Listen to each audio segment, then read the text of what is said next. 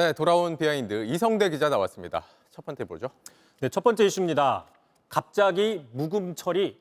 자, 오늘 여야가 내일 본회의를 열고 이태원 참사 특별법을 처리하기로 했습니다. 이제 관심은 내일 최상병 사건 특검도 처리될지 여부입니다. 네, 이게 특검법이 상정만 되면 처리할 수 있는 거잖아요. 그런데 국민의힘이 반대를 하고 있는 상황이죠. 지금 그런 상황이죠. 자, 그러니까 이제 민주당에서는 김진표 의장더러 직권 상정을 해달라 이렇게 요구를 하고 있습니다. 네. 자, 그런데 이제 김 의장은 여야 합의가 먼저다 이런 입장을 보이고 있죠. 자, 민주당에서는 합의가 안 돼가지고 패스트트랙에 올렸는데 이제 와서 합의가 되겠느냐 이런 불만을 나타내고 있는 겁니다.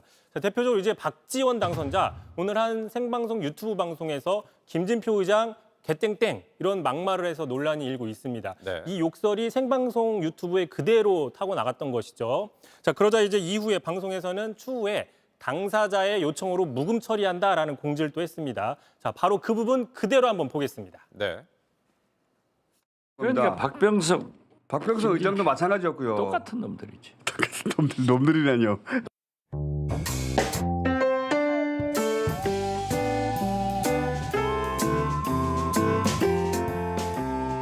아니 그럼 민주당으로 김진표 복당 안 받아야 돼요. 자, 보신 것처럼 묵음 처리로 백그라운드 뮤직을 깔았던 것이고요. 네. 자, 박지원 당선자도 뒤늦게 자신은 생방송을 하는 줄 몰랐다라고 하면서 일단 사과를 했습니다. 네, 그래서 뒤늦게 저렇게 소리를 빼고 음악을 입히고 뭐 그렇습니다. 이런 식으로 한 거군요. 근데 그만큼 좀 불만이 많았던 것 같습니다.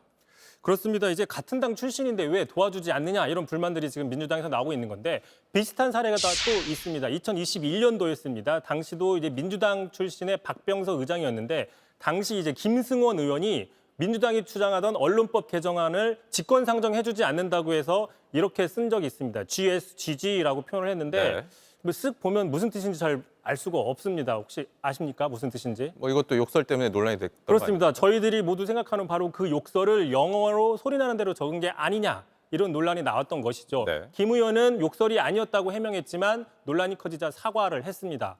욕설이 아니었다면 사과할 필요도 없었겠죠. 네. 뭐 어찌됐건 이제 민주당에서는 직권 상정을 해라. 그리고 국민의힘은 안 된다. 뭐 이런 입장이니까 결국에는 국회의장 선택에 달려 있네요. 그렇습니다. 그런데 또 김진표 의장이 하필이면 앞으로 오는 4일부터 2주간 해외 출장을 가게 됩니다. 네. 자, 멕시코나 호주 등 5개 국가가 모여 있는 국회의장 정상회담에 참석한다는 것인데요. 자, 의장실 측에서는 이게 국회 임기 말의 외유성 출장이 아니라 예전부터 잡혀 있었던 중요한 외교 일정이다라는 입장인데 네. 반면 민주당에서는 만약에 내일 본회의를 열리지 않으면 국회의장의 해외 순방을 저지하겠다 이러는 강경한 입장까지 나오고 있습니다. 그러니까 만약에 가더라도 가고 싶으면 내일 본회의에서 민주당의 법안 처리를 도우라 이런 압박을 하고 있는 것이죠. 네. 내일 국회 상황이 좀 관심이 클 것 같습니다. 다음 이슈 볼까요? 자, 두 번째 이슈 가겠습니다. 자, 뒤통수 조심해라.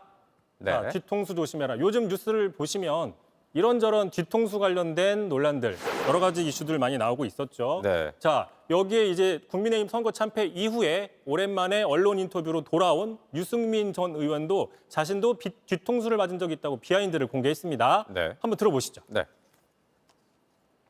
제가 경기도지사 나갔을 때 그때 당선인이죠. 윤석열 당선인이 뭐 뒤에서 열심히 노력을 하셔가지고 제가 뒤통수를 세게 맞았잖아요. 저희 공천을 둘러싸고도 똑같은 일이 반복되는 거는 서로를 위해서 안 좋다.